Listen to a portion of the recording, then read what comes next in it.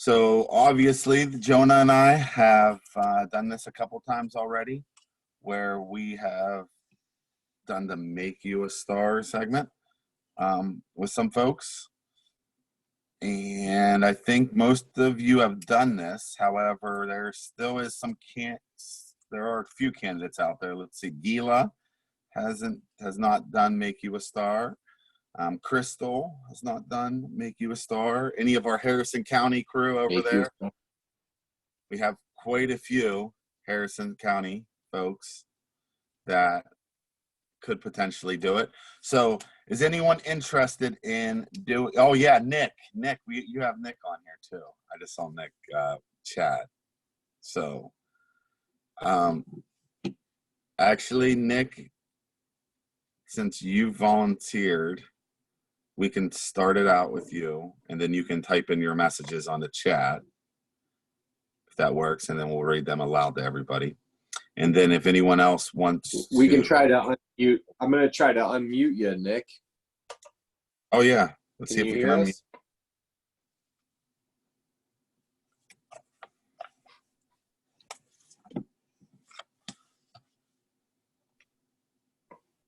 Oh,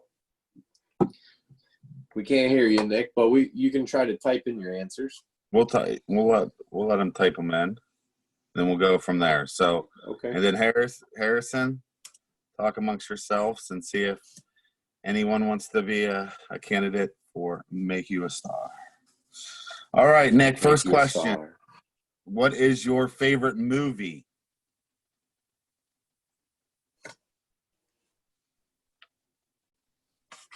Jonah, do you have the chat up? I do. So I think he's typing right now. I saw Elvis, right? I see Elvis. We're gonna go with Nick definitely likes Elvis. Favorite song or artist, Elvis. We'll see if there's a specific Elvis song like Jailhouse Rock. I'm a big Jailhouse Rock fan, but Jonah, do you like Elvis? You're a big I'm kind of a hound dog, but Nick says he loves Chuck Norris. So, which that's actually a good one.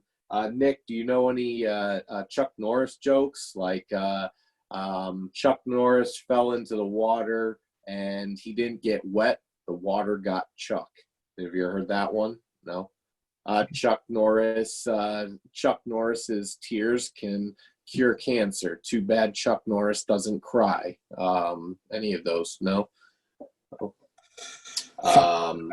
Chuck Norris doesn't pay taxes. He just sends a picture of himself in this fighting pose every year to the IRS.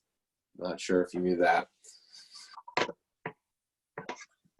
So I remember when I first met Nick, he told me about having the pleasure of meeting Chuck Norris. Nick met Chuck Norris, and he actually followed it up with an article he brought into the program that has a picture of Nick with Chuck Norris, and different martial arts moves and things like that. And actually, Nick's really into martial arts, and it's cool. So I love the Chuck Norris. What about TV shows, Nick? Have a favorite TV show?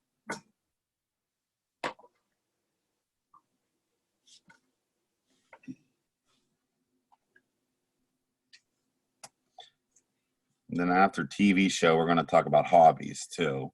But I just spoke about one of them. One of his hobbies being martial arts and karate. Actually, my youngest son has just got into the Karate Kid. He's a big Danielson fan now. And that's one of my favorites. How does he feel about Chuck Norris? Does he know that the main export of Chuck Norris is pain? No. Does he know that Chuck Norris doesn't own a stove, a microwave, or an oven because revenge is a dish best served cold? Did you know any of these things? I didn't. But I knew Chuck Norris is pretty phenomenal. So. Um, place to visit or color. In the meantime, as Nick answers these questions, his favorite place to visit and favorite color, do we have any other celebrities that would like to get on here and allow the world to have a little bit of a glimpse inside of what your day looks like? Some of your interests? And Nick's favorite color is blue. So that's interesting. Ooh, that is interesting. Very interesting. Chuck Norris. I need to go back and watch some Chuck Norris. Yeah. Interesting enough, Nick, Chuck Norris was once bit by a cobra, and after 5 grueling days, the cobra died. So I'm not sure if you knew that one. But. What about your favorite animal or your spirit animal? What's your favorite animal, spirit animal, Nick? All right. Anyone want to do Make You a Star? Anyone else up for it here? PALS TV, so we can get you. I think Crystal's been laughing a lot. I think she should be on. Nick's favorite animal is a cat.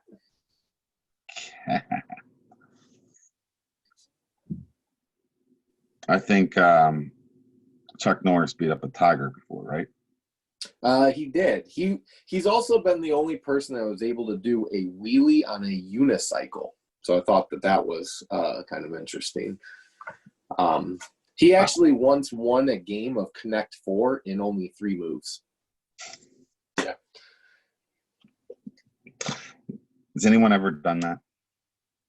Is he in the Guinness Book of World Records for anything? Action? I think that one of his roundhouse kicks broke the sound barrier, so he might be in the record books for that. Because I know when the boogeyman goes to sleep, he actually checks under his bed for Chuck Norris. Didn't know if you knew that as well.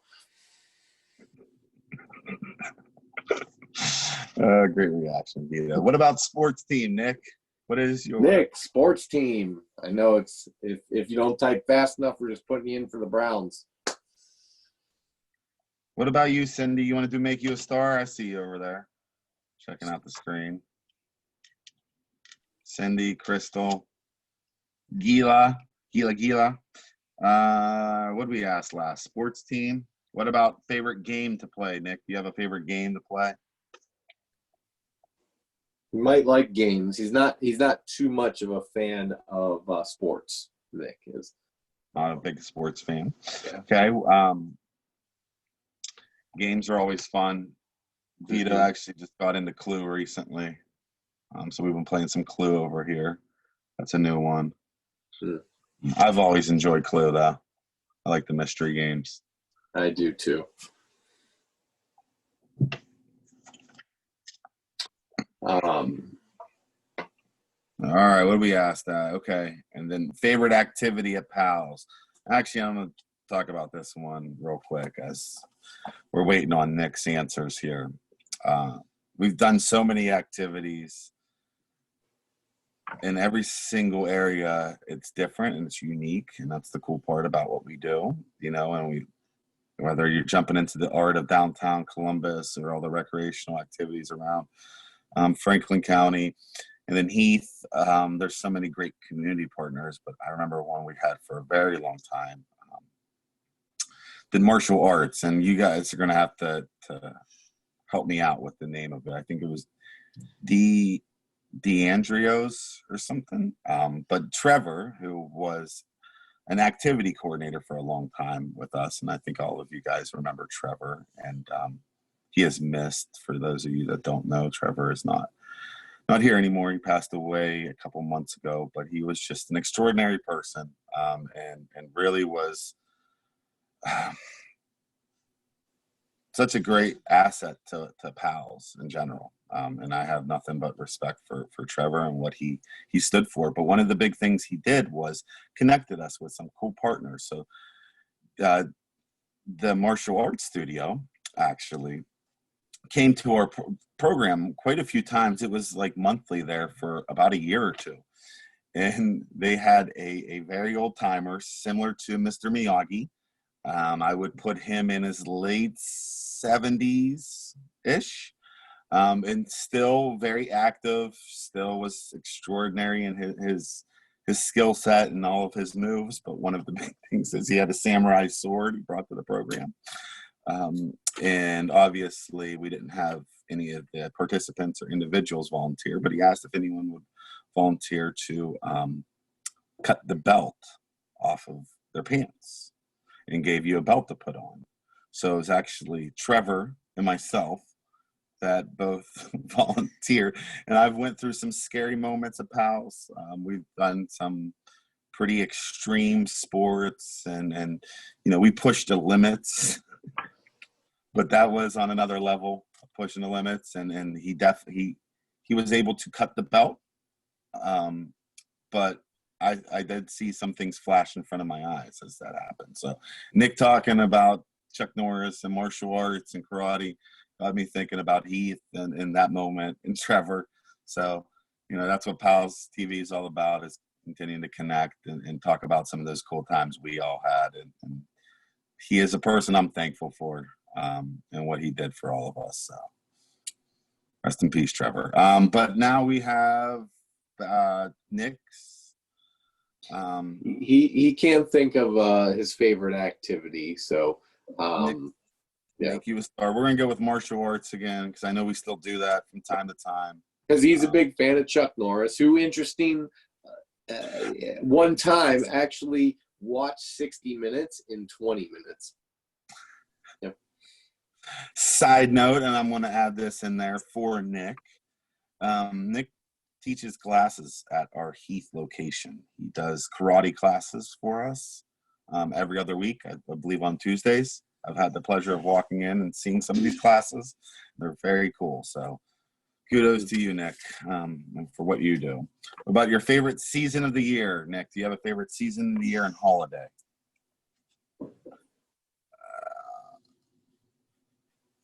I think as we do have Phil on as well. So once we wrap up Nick's Make You a Star segment, we'll jump over and join our buddy Phil in Columbus today, but we will.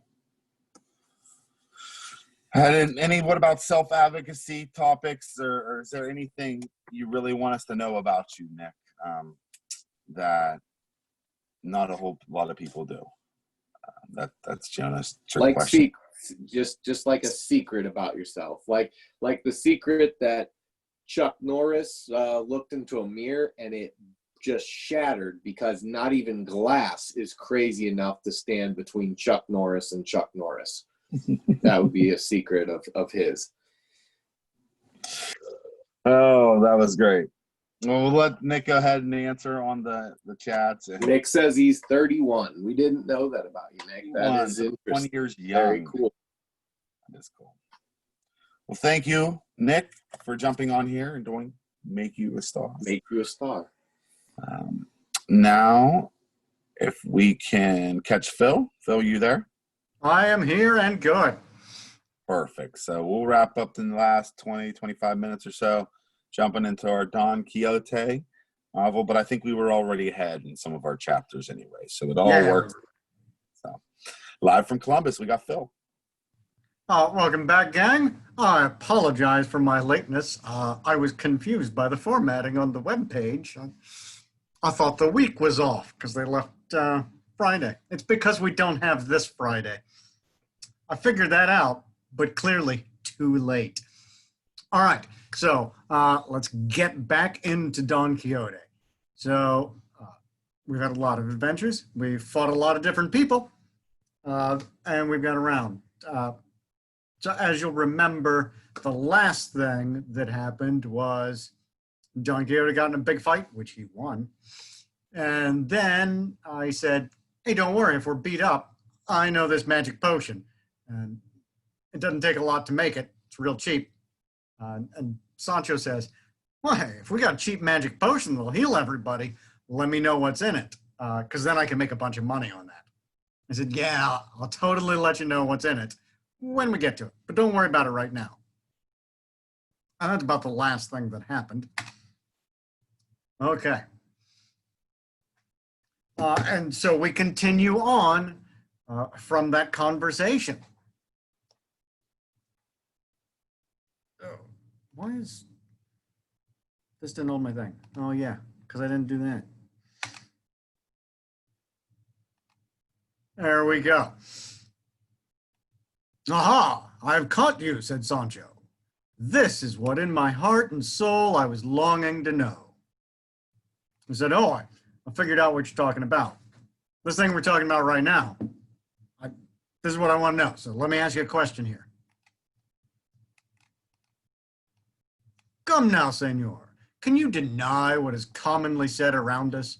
When a person is out of humor, I don't know what ails so-and-so, that he neither eats, nor drinks, nor sleeps, nor gives a proper answer to any question.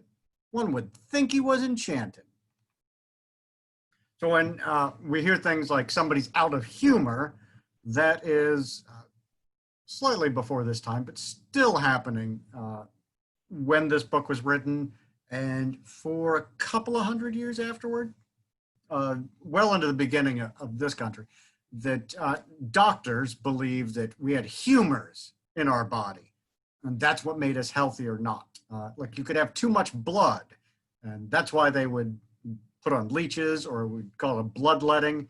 They would just take a lancet, stab you with it, bleed you out, a couple ounces of blood, because you're getting too hot and you were angry all the time. So you'd be let blood. There were other things, bile and some other bile in the mouth, and then bile from the liver, both different things. I don't remember what they all are, because I'm not a medieval doctor, and all of that was wrong. It's not true.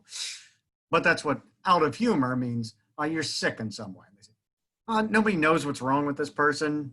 They don't seem to be doing anything right. Maybe it's magic, from which it is to be gathered that those who do not eat or drink or sleep or do any of the natural acts I am speaking of, that such persons are enchanted, but not those that have the desire your worship has, and drink when drink is given them, and eat when there is anything to eat, and answer every question that is asked of them. So Sancho is talking about all of Don Quixote's friends thinking that Don Quixote must be sick in some way, and that his mind has been affected by these books, that he doesn't know what's going on. And he says, well, sick at all, because you can do all these things that everybody says. Well, nobody knows what's wrong with this person. Right? The only thing you're doing is going out and having adventures, but you do everything else right. So you must be healthy. It can't be some sort of magic spell from the books. What thou sayest is true, Sancho, replied.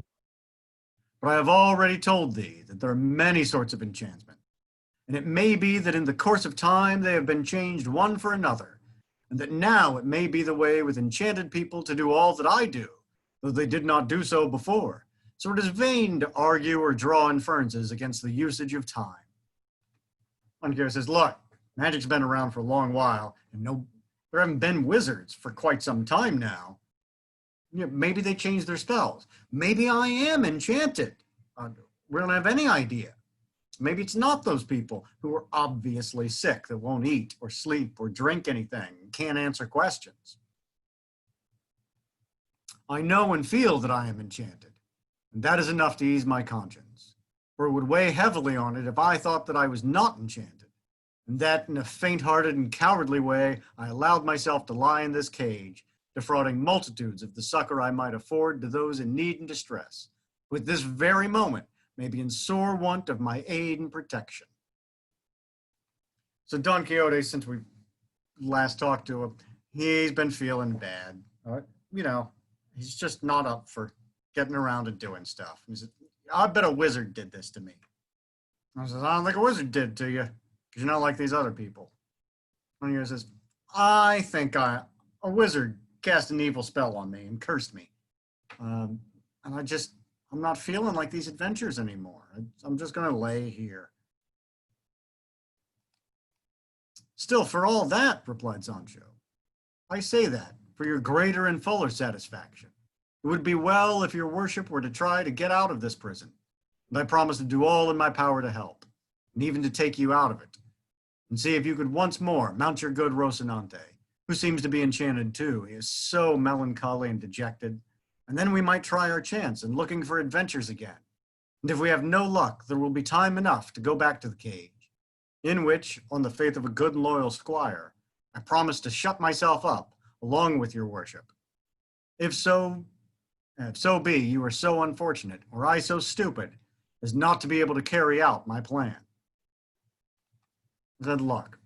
If you just try and get up, and we could go do adventures, then maybe that'll break the enchantment, and you won't be cursed anymore. And let's get on the horse, because your horse isn't looking great either. And your horse is looking sad. Maybe they enchanted your horse too. But if you just get up, we'll all be okay. And if you don't feel like it after we do some adventuring, we can always come back. I am content to do as thou sayest, brother Sancho, said Don Quixote. And when thou seest an opportunity for effecting my release, I will obey thee absolutely. But thou wilt see, Sancho, how mistaken thou art in thy conception of my misfortune. Because, all right, if you see a way to get us out of here and we can get on adventures, then fine. But I'm telling you right now, I'm definitely enchanted, and we're going to try, and it's not going to work. The knight-errant and the ill-errant squire kept up their conversation till they reached the place where the curate, the canon, and the barber, who had already dismounted, were waiting for them. So these are Don Quixote's friends from his home. Told him he was sick in the head, and the books had messed him up and made him think crazy thoughts. So they're waiting, said, we're definitely going to have to put him away. The carter at once unyoked the oxen and left them to roam at large about the pleasant green spot, the freshness of which seemed to invite not enchanted people like Don Quixote, but wide-awake, sensible folk like his squire, who begged the curate to allow his master to leave the cage for a little. For they did not let him out. The prison might not be as clean as the propriety of such a gentleman as his master required.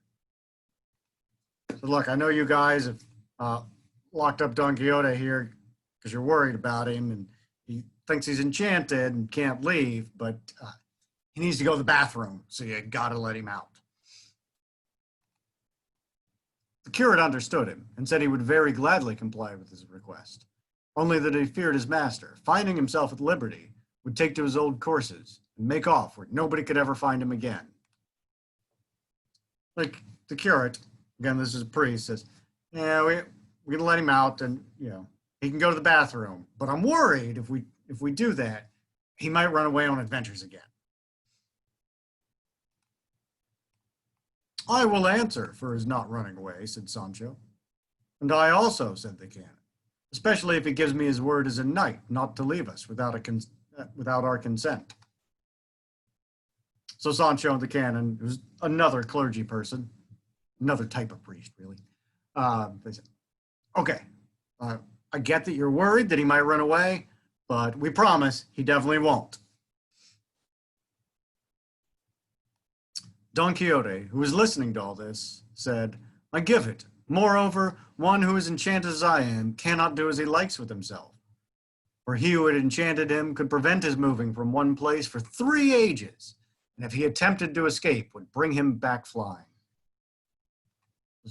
Okay, I promise I won't run away. And even if I did, remember, I'm enchanted, and the wizard would just bring me right back here. And that being so, they might as well release him, particularly as it would be to the advantage of all. For if they did not let him out, he protested he would be unable to avoid offending their nostrils unless they kept their distance. He says, look, I promise you might as well let me out, because I'll just get brought back by the wizard. And if you don't, I'm going to have to go to the bathroom right here. The canon took his hand, tied together as they both were, and on his word and promise they unbound him and rejoiced beyond measure he was to find himself out of the cage. They said, okay, we've got you trapped here, so you can't go on any more adventures, but we'll let you out. So they let him out. The first thing he did was to stretch himself all over, and then he went to where Rocinante was standing, and giving him a couple slaps on the haunches, said, I still trust in God and in his blessed mother, O flower and mirror of steeds, that we shall soon see ourselves, both of us, as we wish to be. Though thou with thy master on thy back, and I mounted upon thee, following the calling for which God sent me into the world. So he goes up to his horse and says, oh, you're a good horse. You know what? I'm enchanted and I can't go on adventures. But I bet soon we're going to break that enchantment and we will definitely go on adventures. Me and my buddy the horse.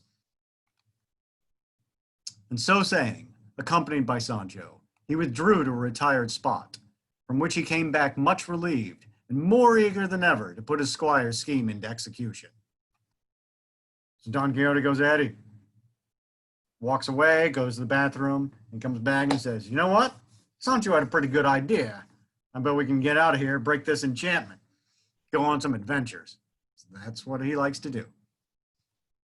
The canon gazed at him, wondering at the extraordinary nature of his madness, and that in all his remarks and replies he should show such excellent sense, and only lose his stirrups, as has been already said, when the subject of chivalry was broached.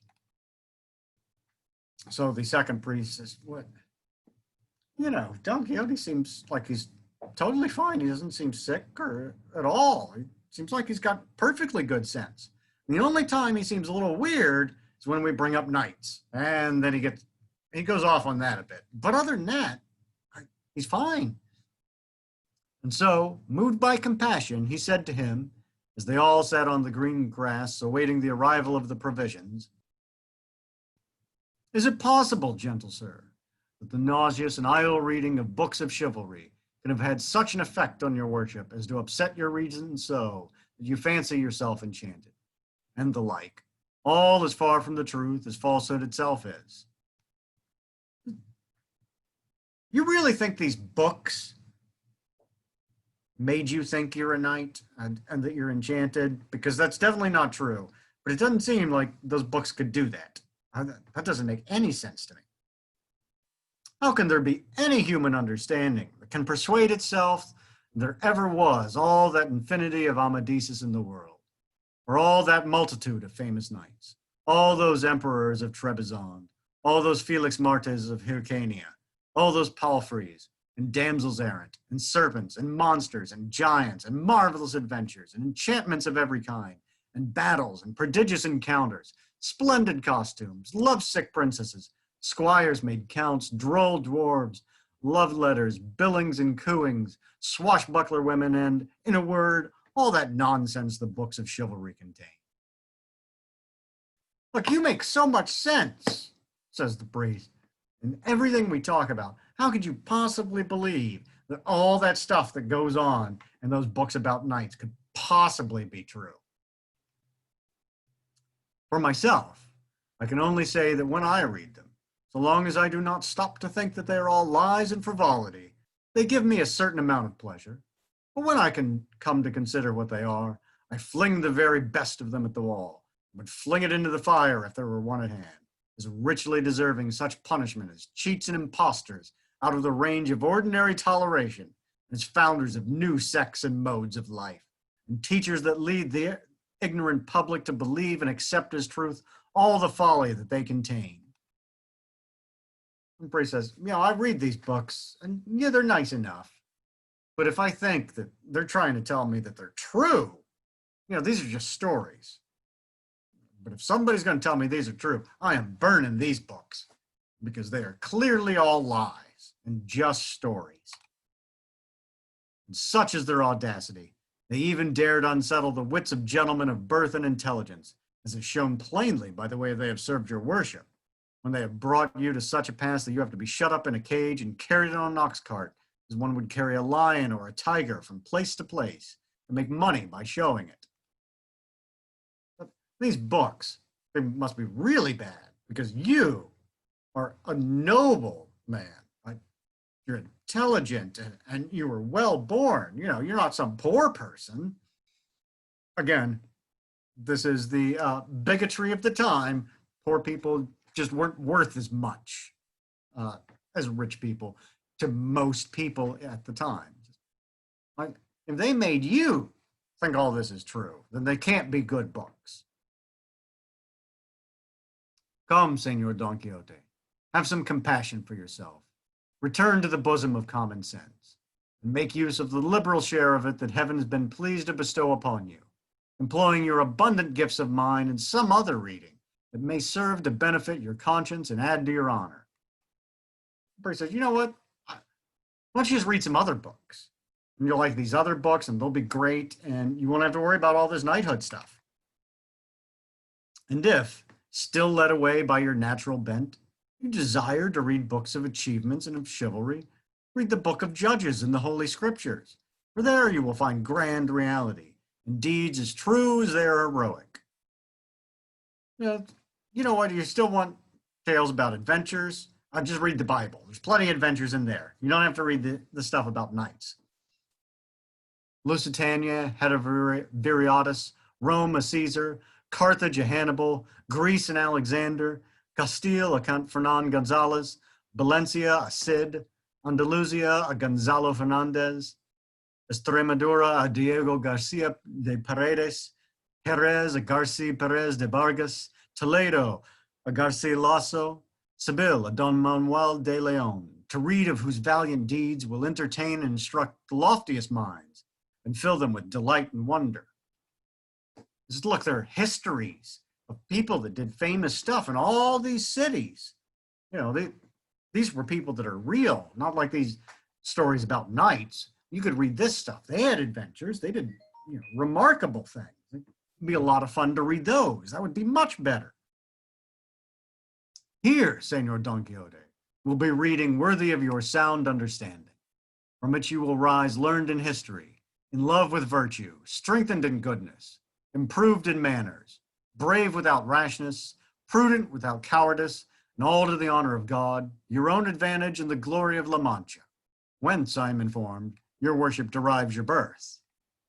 As you read this stuff, and you will be a great and good person, and you'll be famous for as wise as you will be. Don Quixote listened with greatest attention to the canon's words. And when he found he had finished, after regarding him for some time, he replied to him, "It appears to me, gentle sir, that your worship's discourse is intended to persuade me that there were never any knights errant in the world, that all the books of chivalry are false, lying, mischievous, and useless to the state, that I have done wrong in reading them, and worse in believing them, and still worse in imitating them, when I undertook to follow the arduous calling of knight-errantry, which they set forth.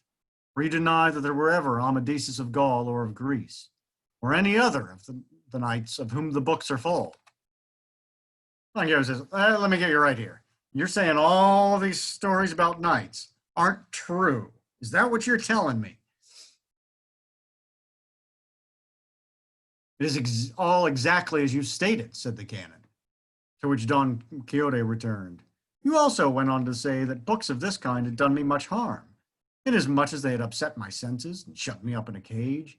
It would be better for me to reform and change my studies, and read other truer books, which would afford me more pleasure and instruction." Don Quixote says, "Didn't you also say that these books are making me sick, and I'm not doing good things, and that's why I'm under this enchantment, I'm trapped here, and I need to read other stuff that'd be good for me?" "Just so," said the canon. "Well then," returned Don Quixote, "to my mind it is you who are the one that is out of his wits and enchanted, as you have ventured to utter such blasphemies against a thing so universally acknowledged and accepted as true, that whoever denies it, as you do, deserves the same punishment which you say you inflict on the books that irritate you when you read them." "If you're telling me this," says Don Quixote, "then you shouldn't be burning these books. You should be burned, because this is obviously true. Everybody knows that these things are true.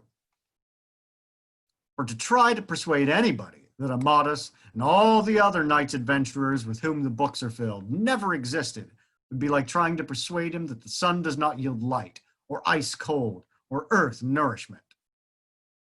So these books are obviously true. just as true as ice is cold and the sun is bright. These are definitely true. If anybody's sick here, it's you.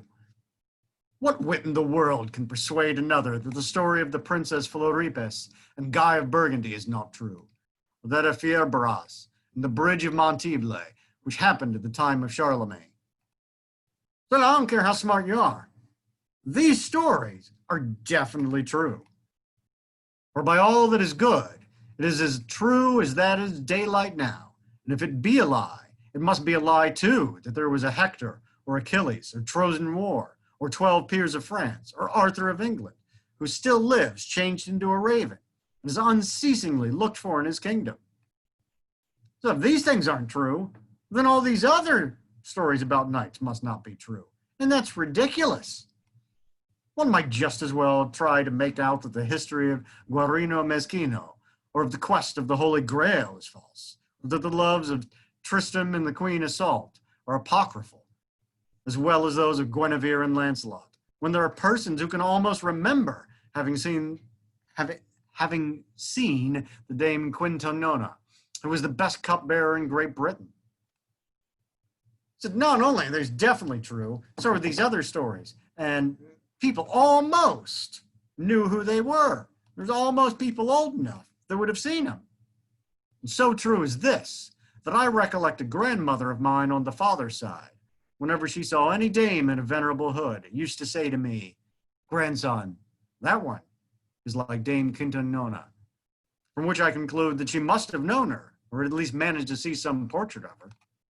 That my grandmother said that people looked like this famous lady from A Night Story. So clearly my grandmother must have seen her. Then who can deny that the story of Pieris and the fair Magalona is true, when even to this day may be seen in the king's armory the pin with which the valiant Pieris guided the wooden horse he rode through the air, and is a trifle bigger than the pole of a cart? Look, we've even got pieces from these stories. The king has it in his castle. And that'll just about bring us to the end of our time. Don Quixote is going to continue on arguing with this priest because he is absolutely certain that he is correct. These things are definitely true. And he will keep bringing up stories from the Tales of Knights and saying, "Are you telling me this one isn't true?" Because obviously this one is definitely true. We know this story.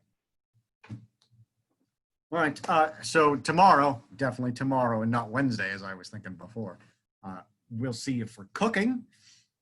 And I think that about runs us out of time. We'll kick it back over to continuity to close us out. Thank you, Phil. Happy you could join us, close us out here on PALS TV in our book club segment. We moved it up a little bit this week. Remember, we will not be here Friday to observe the 4th of July. So